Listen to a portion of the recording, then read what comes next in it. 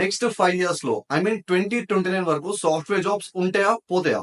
ఎందుకంటే 2029 వరకు కోడింగ్ మొత్తం నేచురల్ లాంగ్వేజ్ ఇంగ్లీష్ లోనే అయిపోతుందంట. సో ఇప్పుడు చదువుతున్న degree and BTech students and job చేస్తున్న పీపుల్ సిచ్యువేషన్ నెక్స్ట్ 5 years లో ఏమైతుంది విత్ డేటా అండ్ నెంబర్ చూపిస్తా. సేవ్ చేసుకొని మీ ఫ్రెండ్స్ కి షేర్ చేయండి.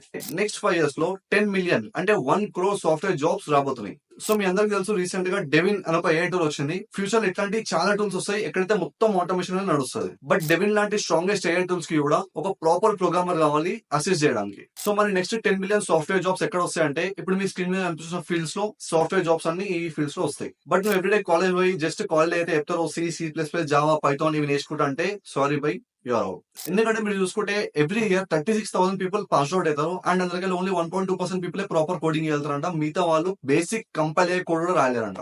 సో బై మీరు ఏమైనా చెప్పాలంటే కామెంట్ బాక్స్ ఓపెన్ ఉంది, కామెంట్ చేయండి. అండ్ ఇట్లా మంచి real time data related content మీరు చూద్దాం అనుకుంటే యూ కెన్ ఫాలో మీ.